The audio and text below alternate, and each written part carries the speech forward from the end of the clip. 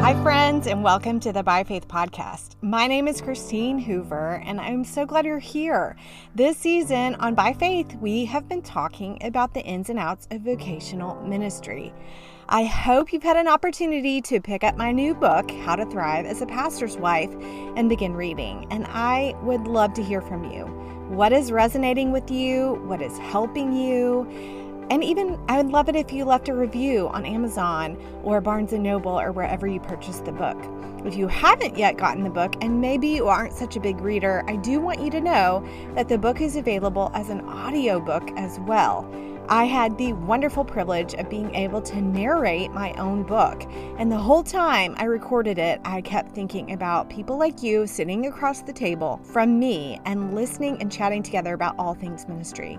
So I hope if you love listening to books instead of reading them, you'll grab a copy at the link in my show notes. Here's another opportunity I want to put on your radar. Friends, Lifeway Women has chosen to do my Bible study, Seek First the Kingdom, for their online Bible study. I am so honored by that. The online Bible study with Lifeway is free. You just purchase the workbook and they send you links each week for the teaching videos. So that means that you can do it as an individual or you can gather others and go through the study together.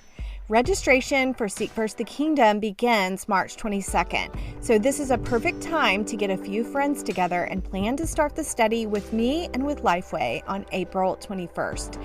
I put a link to all the information about that in my show notes.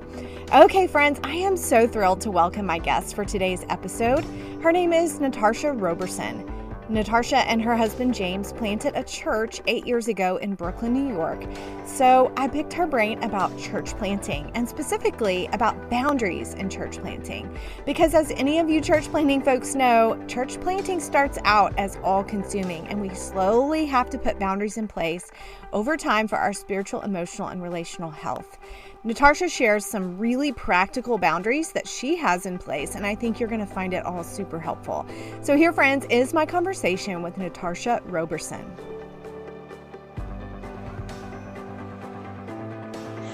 I'm so excited to get to talk to Natarsha Roberson. I said it right. Yes. Welcome to the podcast, Natarsha. Thanks so much, Christine. I'm so excited to be here. Honored to be here. I was going to say, you have been just inspiration for me and in my church planning journey. Really a hero in this thing. And so I just thank you so much for your obedience to what God has called you to do, because you have really blessed me as a church planning wife. So thank you so much. Thank you for saying that. That's very encouraging to me. I love getting to talk to pastors' wives and church planning wives. And you've been on my list. I told you this before. You've been on my list for a long time. So I'm really excited to get to know you, get to know your story, and excited for my listeners to get to hear from you. So will you introduce yourself first and tell us about your family and your church context? Yeah, sure. Well, my name is Natarsha Roberson, and I've been married to my husband. This year will be 19 years, and I'm a church planning wife. And I have 3 beautiful daughters. Faith is 12, and that's my diva. She's everything creative and does all types of things, does hair, does art. So that's my oldest. And then my middle is Leah. She is my athlete. She plays soccer and she's a homebody. So that girl could stay in this house all day, every day. And then I have my youngest, which is 5. Her name is Sophia. Funny story, Christine. The way that we know each other is a young lady named, or a wise woman named Kathy.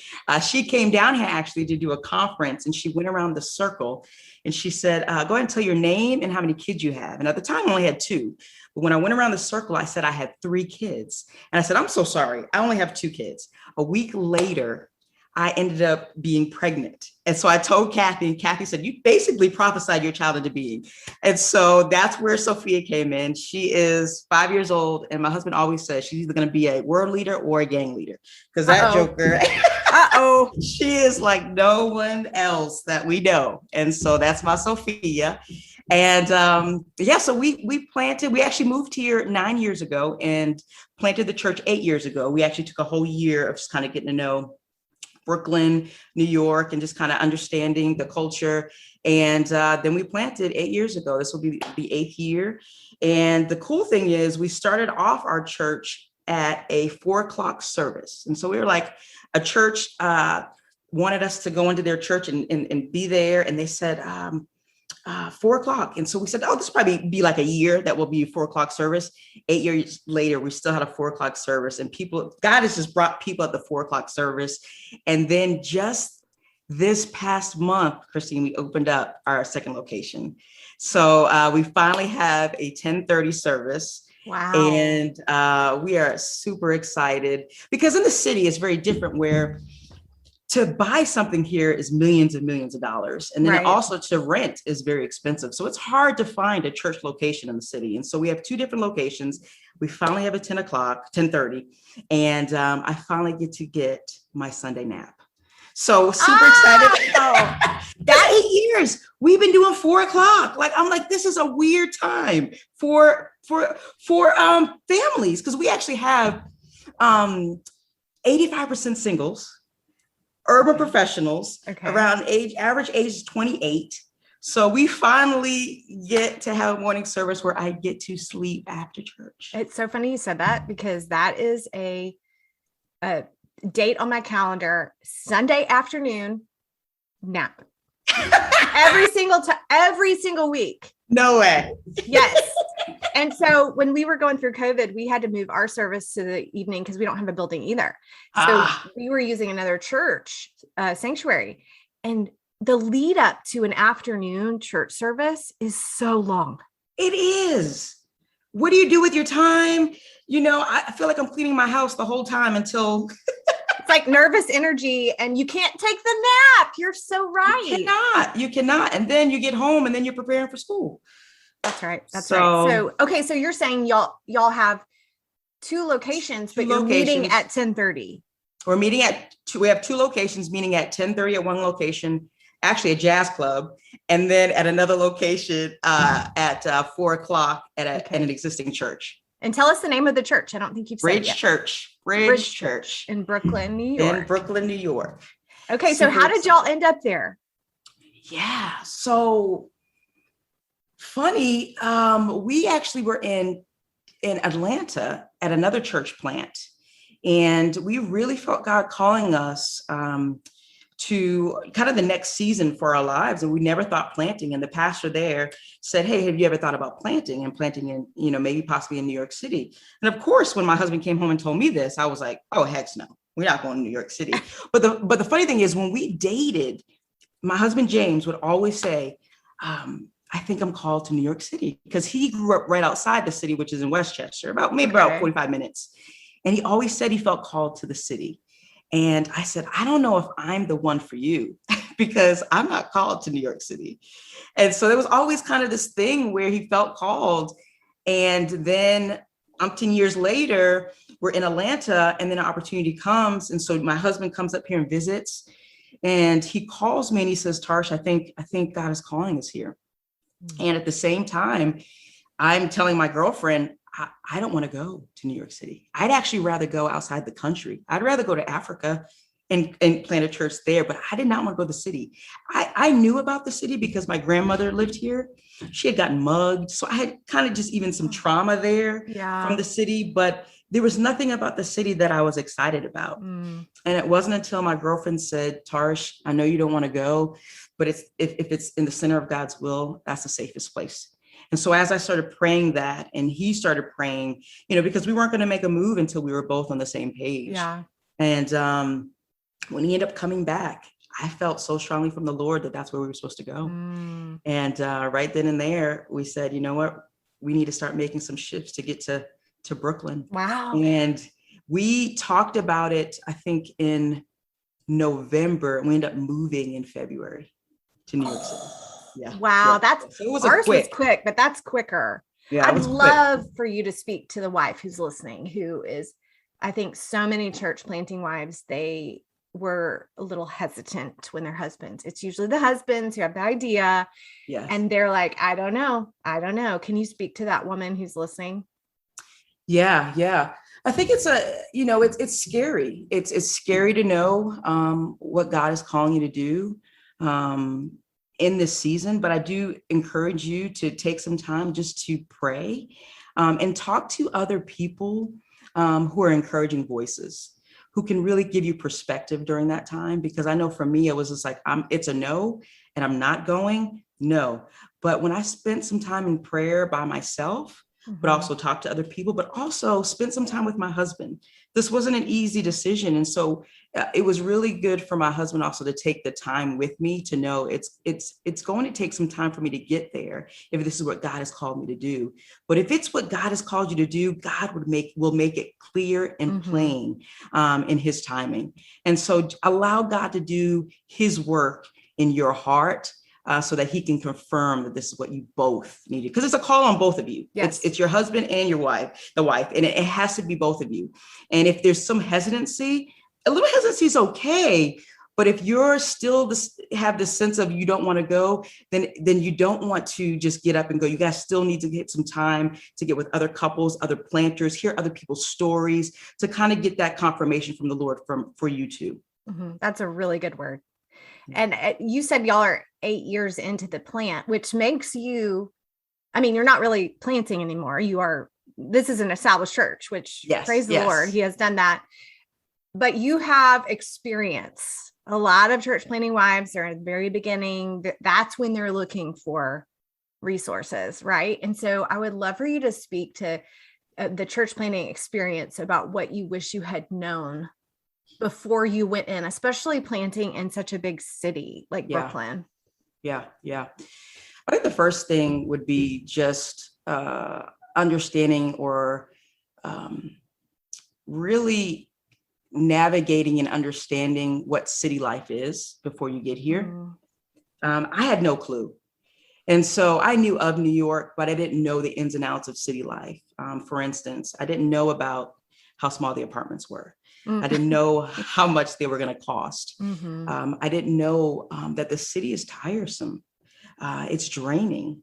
The subways. I didn't know about parking tickets and that a lot of apartments that you don't regulate your own heat. Laundromats. There's so much that you need to know before you're going into the cities.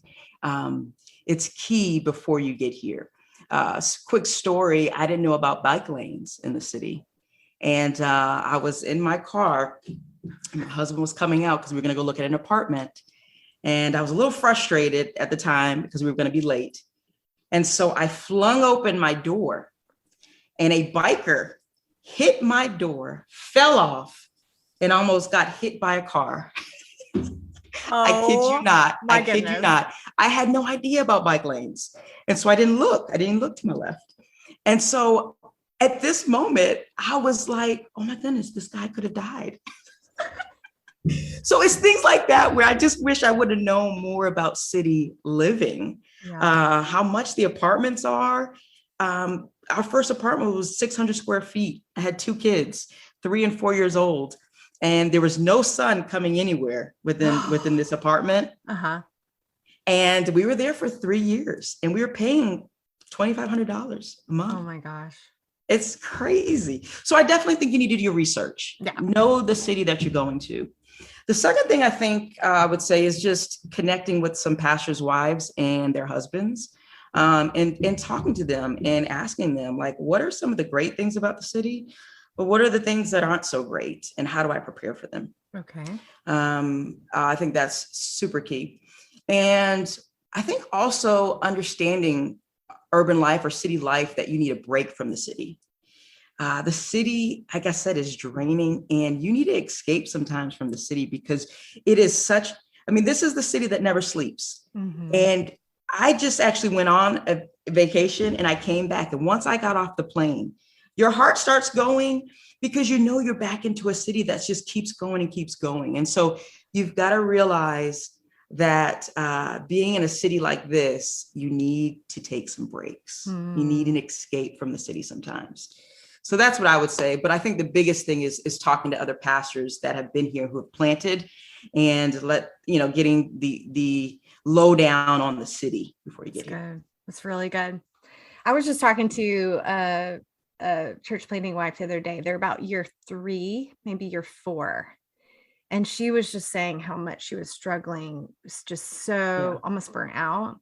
And we were kind of talking about church planting really is all consuming. I mean, Yeah.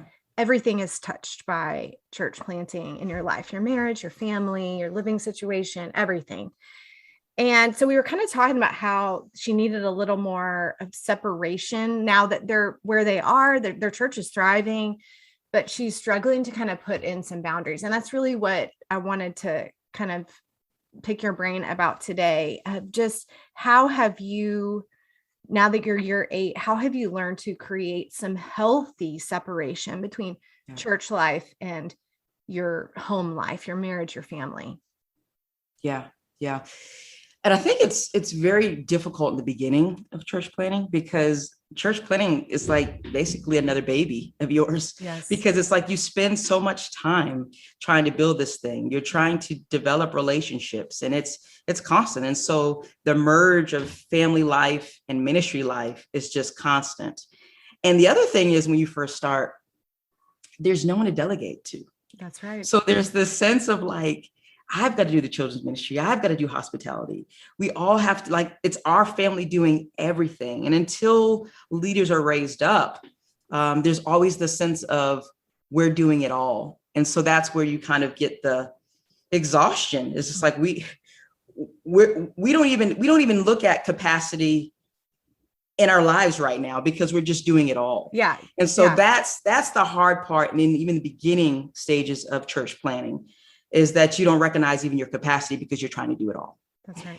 And so as you grow, I think the blessing is that God allows you to raise up some leaders. And so then there's some, delegation going on there, and that's very more helpful. But I think for us, and we're still figuring it out. We are reevaluating our boundaries every year. It actually feels like every month that we're reevaluating our boundaries.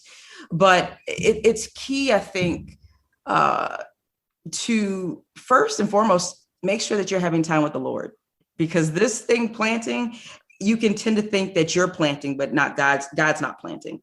Uh-huh. And so it's often, we've got to make sure that James and I, my husband and I, get time by ourselves with the Lord, but also him and I having spiritual conversations. It doesn't mean that my husband and I have to have Bible studies together, but we do have to have some kind of spiritual conversation other than ministry, so that we kind of can get that connection there.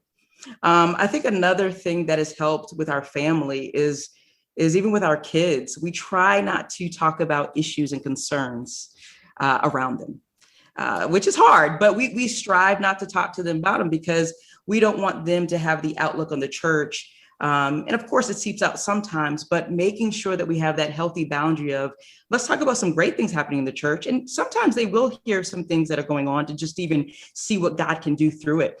But some of the harder issues, we strive not to put them in a situation where they hear those things. Mm-hmm. James and I, as a couple, we definitely try to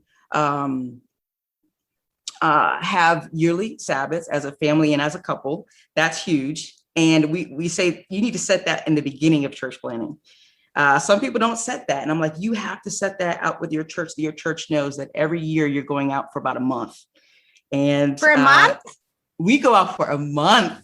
Where do you go? Everyone listening right now is saying, give me all the details. How do you do that? Well, like this year, we're actually going to Jamaica, which we're super excited about. Yeah, we're going for Jamaica for two weeks. But within that four weeks, my husband gets some time by himself. But typically, we do all types of stuff. We visit people, but we just make sure when we put that on the calendar that our family knows that we're spending time together. So it could be different things. Like we went to Virginia last year and spent some time with some friends. The year before that, we went to go visit family. And the year before that, we just make sure, though, that is carved out, and we know that we're not going to be doing church planning or church during this month. And so, and I know that's difficult, because when you first start a church, you're like, how can I leave? And some people can't leave that first year, and I get that. But as you build up leaders, that should be a huge goal of yours, to make sure that your church knows that you need that time to rest and rejuvenate yourselves to be able to get back into ministry. So that helps us a lot within church planning or church. I mean, I could ask you the whole rest of the questions about that. That's amazing. I think the advantage of church planting is that you design how the church is going to go. Yes. And that's a little scary because, I think of it as like DNA, like we've kind of imprinted our DNA on the church. And that means both our strengths and our weaknesses. But we also get to design how we're going to, how pastors at our church are going to get time off.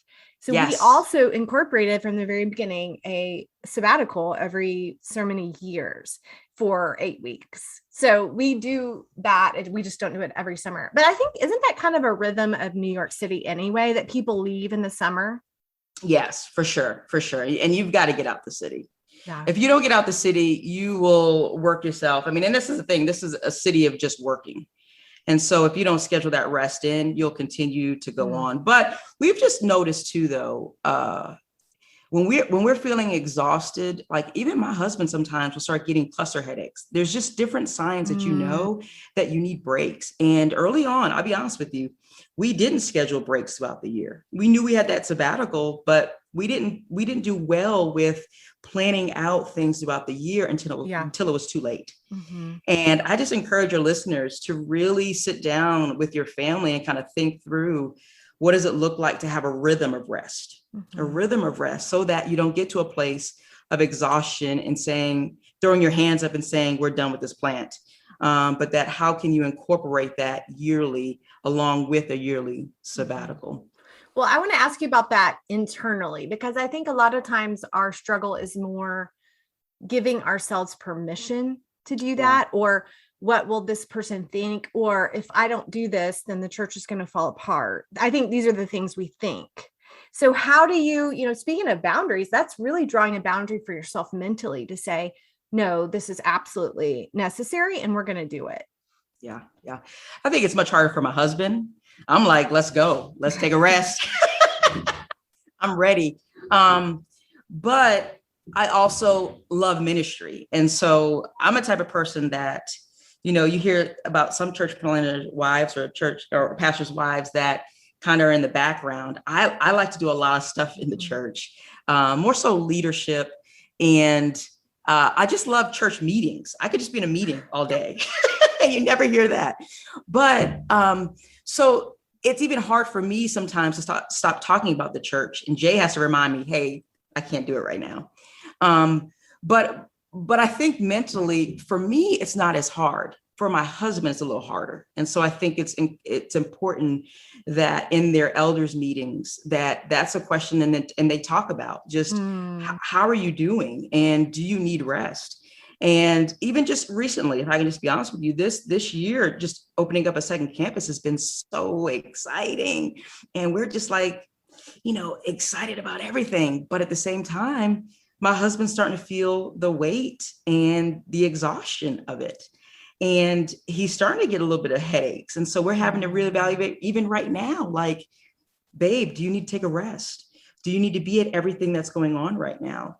And I think it's key that you have a great team around you that can step up, and for you not to feel guilty or feel the sense of I'm letting a church down. Yeah. Because this is God's church. And I think that's the other thing you have to remember, that this is God's church. God is going to do this with or without you.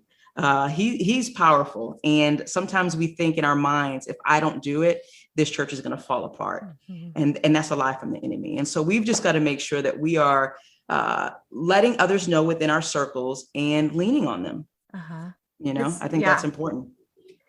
I think it is a sermon in itself when the leaders say, I'm human and I need to take a break. I need a weekly Sabbath. I need to take time off in the summer. That is a picture to other people that they need it too. Yes. I think it's super important.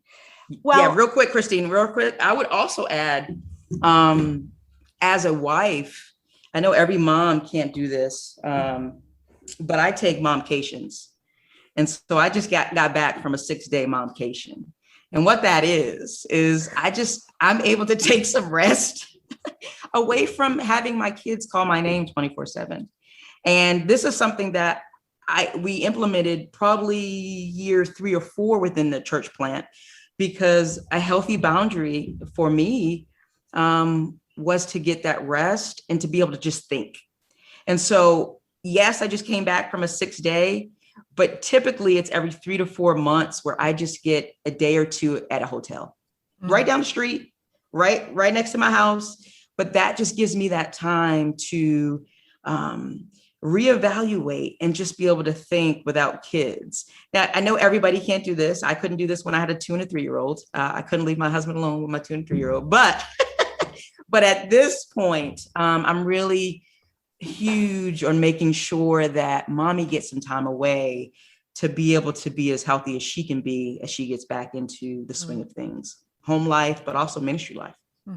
That's really good. We did the same when we were early church planning. We would save our credit card points and we would use that. Yes. A lot of people are like, how do you pay for stuff like this? Well, we would save up, and it's an investment in our sanity. Yes. We budget it. We have to budget it. Yeah. Because if mommy's no good, nobody's good. So we've got to. Yeah. So I think that's very important for and not to feel guilty about that, not to feel guilty that you're leaving your kids, but knowing that when you go away, you're going to come back and be a better mom for those kids, but also a better wife for your husband. You just need that time of break. Yeah. And we do a lot. And people can't see you, but you are glowing from your 6-day. Yes. You are. I can tell I needed it. Oh, I needed it. It was so good. And I'm thankful to my husband that he could watch the kids. It was nice. Yes. Well, you mentioned earlier about adjustment and that you're constantly adjusting. You said, once a month, even maybe even more, you're having these conversations with your husband and you're adjusting. I think that is a really important thing. And I want to highlight that and talk about that because I do think that we have to constantly be talking about what's working, what's not, what do we need to do different, or else we find ourselves just completely run down. Yeah. Right. Yeah. So can you give an example of a time of when you knew that an adjustment was needed and how you talked about that with your husband and made decisions? Yeah.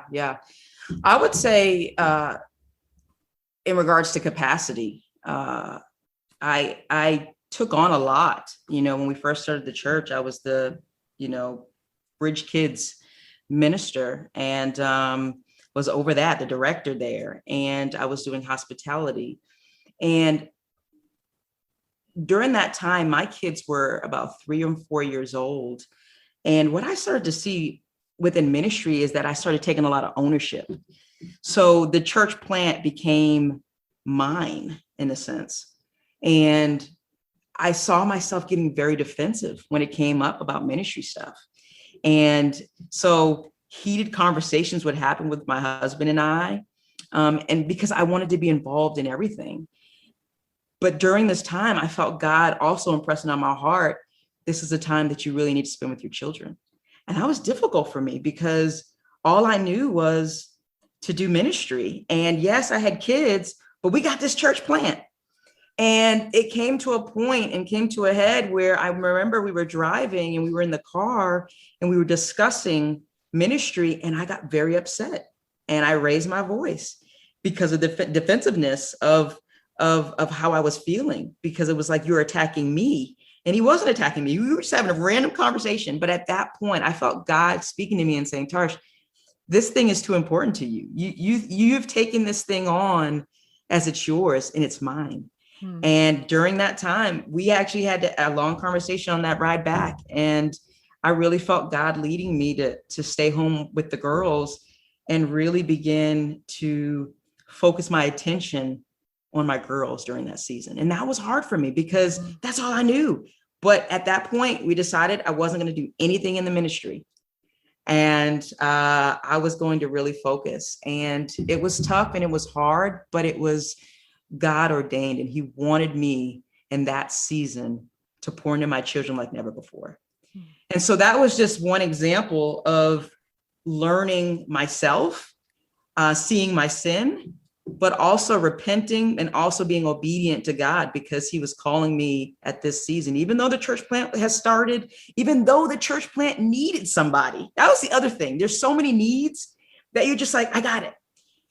But God said, no, I will raise up somebody, but you're not doing that. You're going to focus and be home and give everything to your children. And that was the most important decision we could ever made. And that was a boundary that we had to set early on in our ministry. That's really, and I'm very thankful for that. Yeah.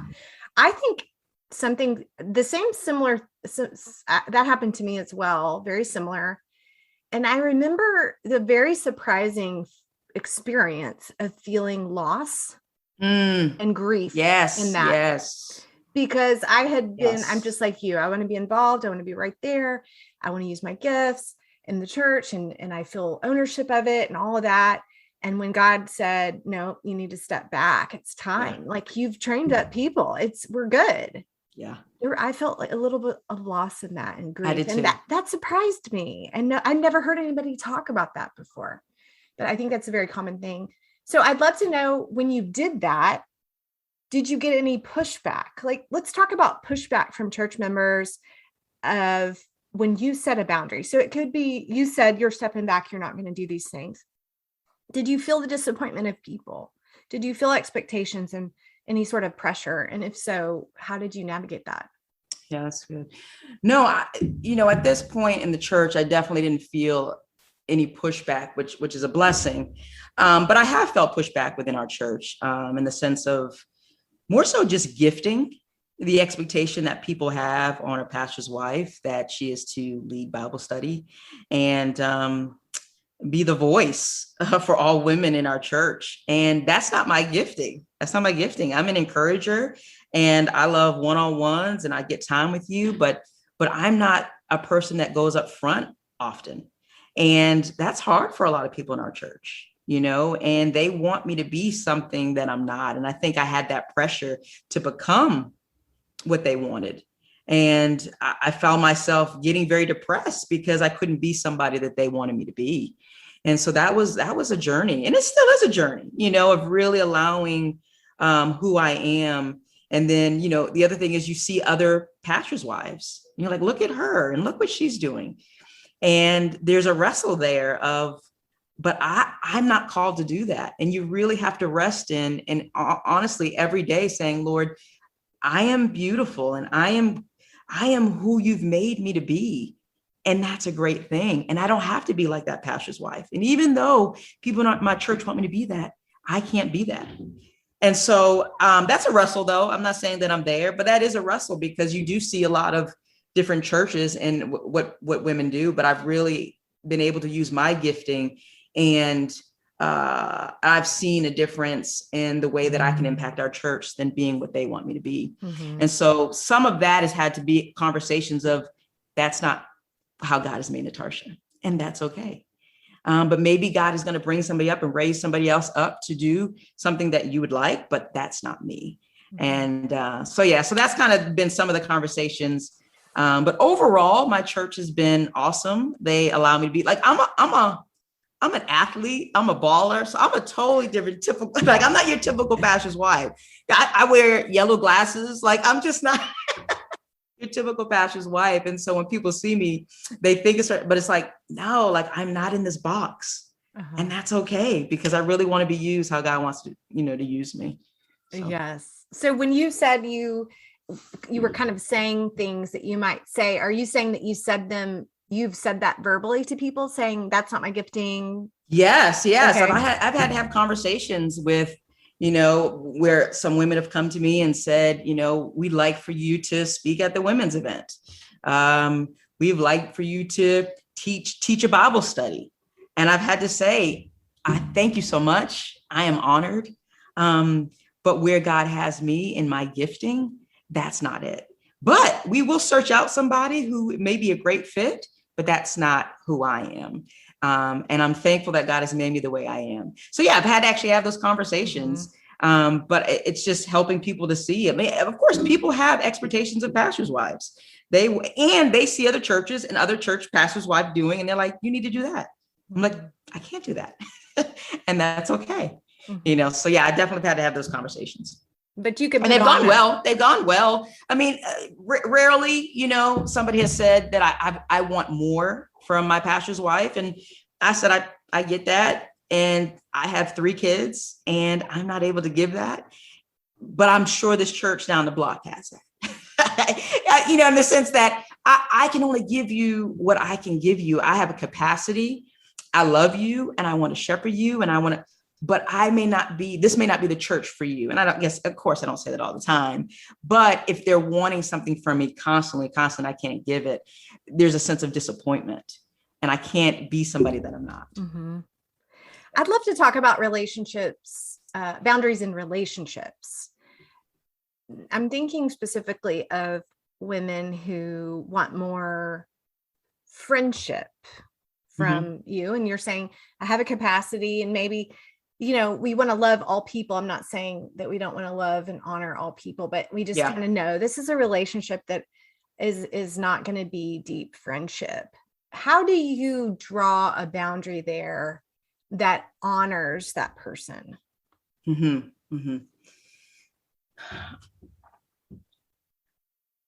would say first, as a pastor's wife, I think knowing what season you're in and knowing who your time is given to. And I think in the beginning of church planning, it was often that you felt like you had to give your time to everybody because you're building this church up. But as we've grown, I think it's very, very important that you specify in this season who you're pouring into. And so for me, we have something called growth groups, which is probably a small group that you have.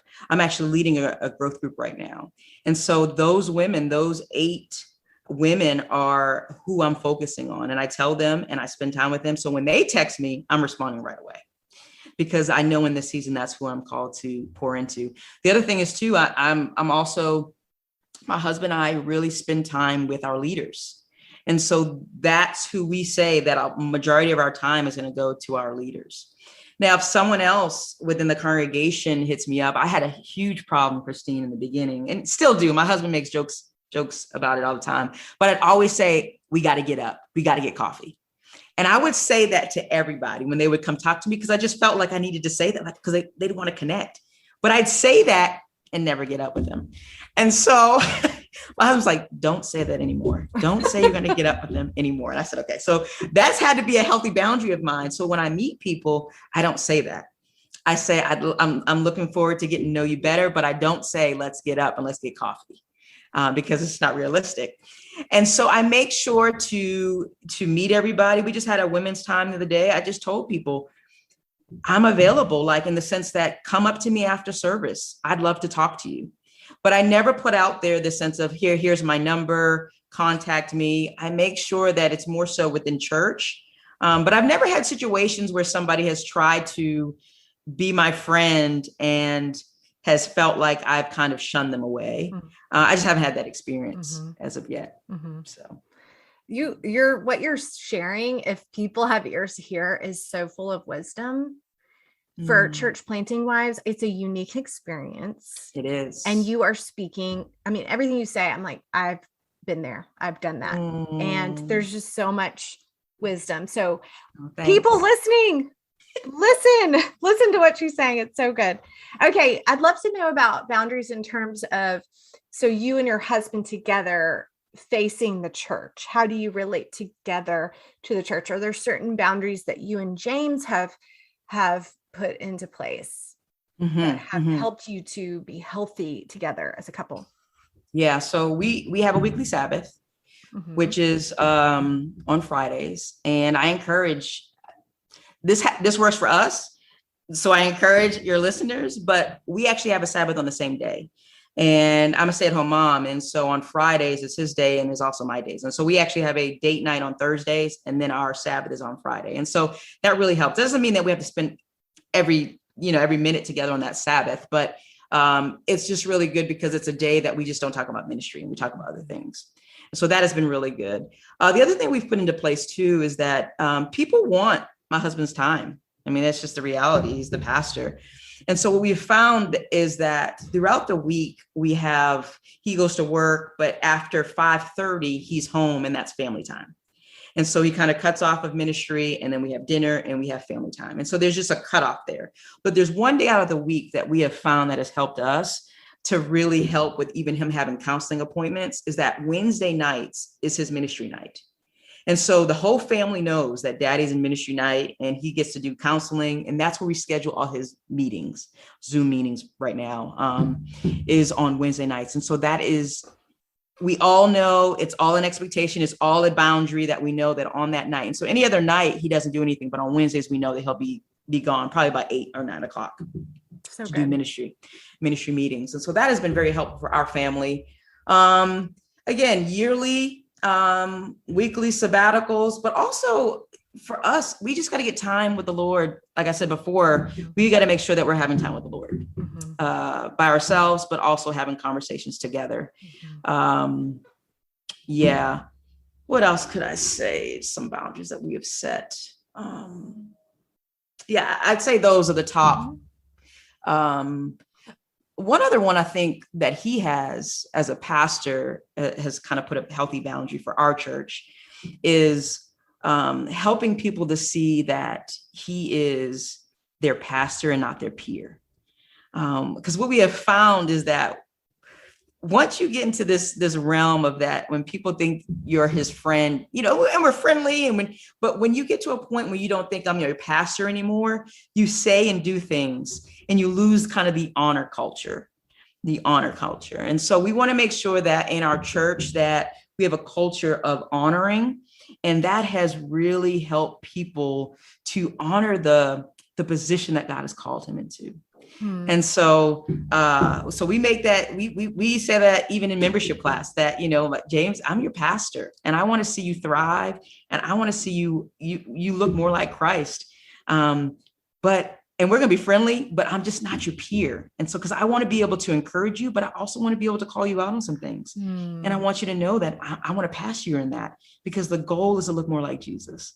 So that's been a huge one for our church. And I think it has been so beautiful to see people honor and really, and you actually have to really cultivate this in your church, because people don't know how to honor you, or people don't even know like what that looks like to have an honoring culture. And so that's been good for us to even talk to our leaders about that. That's interesting. That's really good. What about your kids? Because you're raising, pastors' kids who actually we were talking at dinner last night with my kids. I don't know how we got on it, but just talking about that sometimes the pastor's family can be a little bit feel like a public commodity. Yeah. And we were just talking to our boys, do they feel that? And they said no, which I was really thankful for. But I just wonder how you think about boundaries in terms of your children and protecting them from more of the difficulties of ministry. Yeah. My kids they love church. Which is rare. I know just some people are just like, I don't want to go to church. My kids want to go to church every Sunday, and we don't even have like a children's church for them. So right now we only go up to 5th grade. And so they actually have to be in service. But my kids have never really talked about kind of the negative effects of church, especially my oldest. My oldest loves kind of the stage. So she's just loving that her dad is the pastor. So I think everyone takes it in differently. I really haven't had a conversation with Leah, my middle, about it, but it doesn't seem that they've had many effects of us being the pastor and pastor's wife. And to be honest with you, they're more involved in a lot of the things that we're doing. And they're asking, Mom, how do you do this? And so in that regards, it's good. I think for us, a healthy boundary, though, for them has been how to best allow them to be in environments to learn. So they go to church on Sundays, but because we don't have anything for them, we make sure to outsource and make sure that we're finding something like a Young Life for them to go to. The other thing that we do is we ask people in our church to disciple them one-on-one. We look at people who are mature and we're like, oh, they would be a great fit for our kids. And we actually call them up and say, hey, we'd love for you to disciple them for the next 12 months.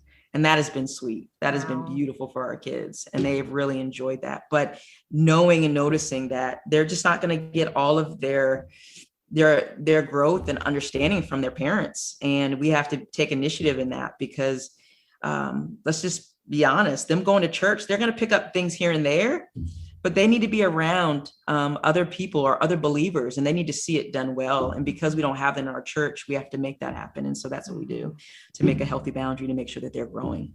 That's really good. This is probably a question I should have started with. We've been talking about boundaries the entire time. And I think sometimes we think, sometimes it can have a connotation of being negative or being harsh. Sure. How do you think about boundaries in a way that is I think God draws boundaries. And so how do you think about that in a way that helps you remain fluid in terms of, okay, I can make an adjustment, or I want to honor this person. And actually this boundary honors this person. It honors this relationship. Yeah. So I just think of it as limits. What do I say yes to and what do I say no to? And when you look at even, the speed limit, the purpose of the speed limit is not to go over 65 because it's dangerous. You'll get into a car accident if you go over the speed limit. Of course, we go over a little bit, but the point is, it's a limit. It's for protection. It's boundaries are healthy. Boundaries are protection for your family. It's for you.